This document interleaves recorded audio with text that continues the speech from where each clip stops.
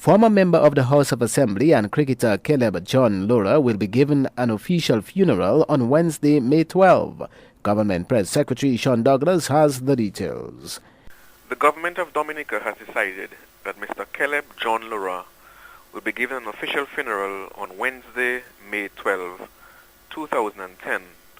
The government has declared a day of mourning next Wednesday as a mark of respect for the late Mr. Caleb Laura, former member of the House of Assembly and cricketer. The Dominican flag shall be flown at half-staff on all public buildings in the state on the day of the funeral, Wednesday, May 12, 2010.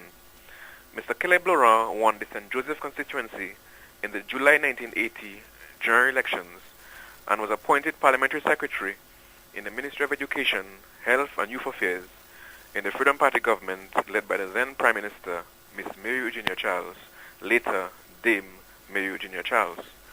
Described by many as one of the finest off-spinners the Caribbean has produced, Caleb Laura played cricket for Dominica and Combined Islands in the 1960s and 70s.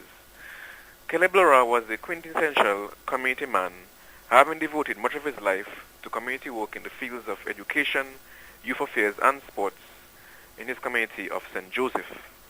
Official mourners at the official funeral service shall include His Excellency the President and Mrs. Liverpool, the Prime Minister, the Honorable Roosevelt Skerrit, and other members of Cabinet, members of the House of Assembly, former Presidents and Prime Ministers, and other government officials.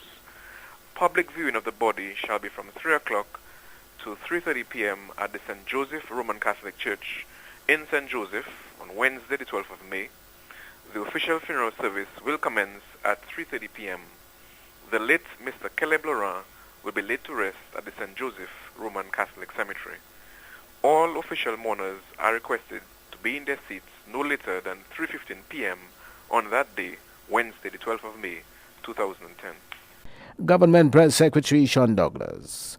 Officials of the Dominica Labour Party have responded to recent statements by the leadership of the United Workers' Party that Prime Minister Roosevelt Skerrit is heading to create a one-party state. The Prime Minister said that there would be by-elections in the 3 constituencies held by the United Workers' Party if the opposition members continued to boycott Parliament. Assistant General Secretary of the Dominica Labour Party, Felix Thomas, has described these statements as ludicrous.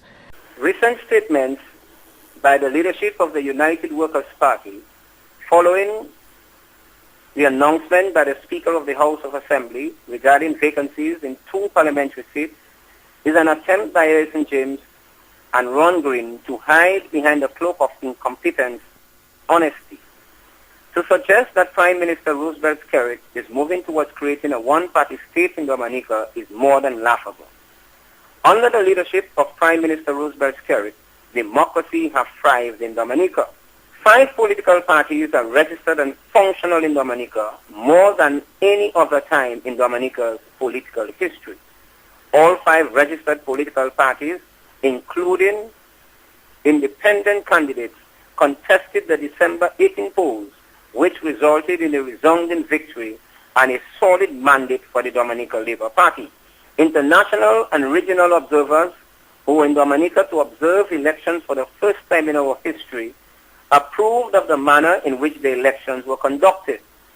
Dominicans from all walks of life voted and made their wishes clear that the leadership of Prime Minister Roosevelt Skerrit and the Dominican Labour Party poses the best vision and programs to lead Dominica at this time and well into the foreseeable future.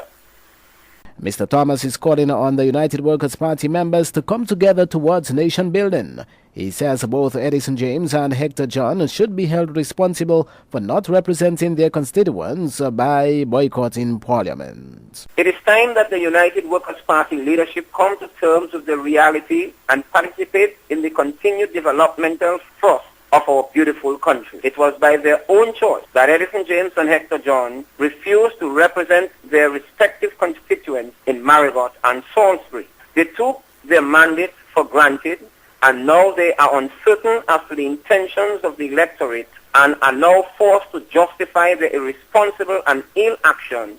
On the contrary, Honorable Norris Prevost understood clearly that the people of Roseau would not tolerate any attempt by him to negate his responsibilities on their behalf And so he broke ranks with the failed ideologies of his party and embraced the opportunity which he was afforded. The question remains as to why Edison James and Hector John did not value the mandate bestowed on them by their constituents. It is now up to the people of Marigot and Salisbury to decide whether they want to squander their political franchise on the United Workers' Party following the deliberate disregard meted out to them by Edison James and Hector John. It is a well-known fact that Mr. James have in the past ill-advised his party. We saw that in the 2000 election when he was unprepared, and we are seeing that again, Mr. James ill-advising his party and losing their seats in Parliament. Assistant Secretary General of the Dominican Labour Party, Felix Thomas. Coordinator of the Charismatic Conference, Martin Anthony, says plans are well set for this weekend's 30th Annual Catholic Charismatic Renewal Conference. Mr. Anthony says the event is not only historic in nature, but it will be a grand activity for the city of Roseau. It's a landmark, and we thank God for what he has done over the past 30 years during those weekend conferences. One thing we know is that persons are very much inspired, those who attend, and the numbers have increased on a yearly basis, including a very good attendance from young people. And we expect young persons again to come this weekend for a special blessing. In fact, one of our visiting priests, Father Tom De Lorenzo, is looking forward to minister to the young people, and he's really appealing to the young people to come out for the weekend because he is hoping to have a special ministry for the young people. Father Tom De Lorenzo from the United States is one of the guest speakers. Father Tom is involved in the healing ministry and is a very powerful conference speaker. He has gone all over the world proclaiming the word of God, and we are thankful that he is on shore for this weekend's conference. The two local guest speakers are Monsignor William John Lewis and Father Conan Shillingford. Father Conan was recently ordained, very inspiring, very good speaker. Father Monsignor John Lewis has been through the Caribbean and the wider world, also at conference activities. The theme for the conference is, Behold, I make all things new. What the Lord is directing us to is that despite our challenges, despite our individual problems and difficulties, and the fact that we often stray away from Him, that He is prepared to receive us all the time with open arms and to make all things new.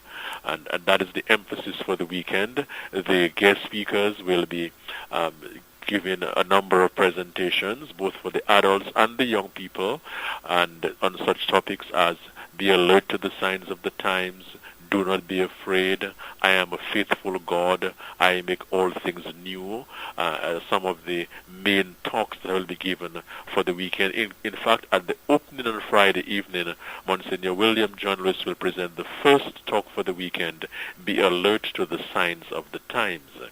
On Sunday, there will be a number of workshops on very pertinent subject areas like building and maintaining good relationships, enhancing the marital relationship, practical ways to coping with loss, raising teenagers without raising your blood pressure, experiencing the power of prayer, effective ways of managing your finances, and so on.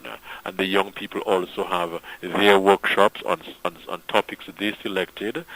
For example, parents, they just don't understand prayer, what's in it for me.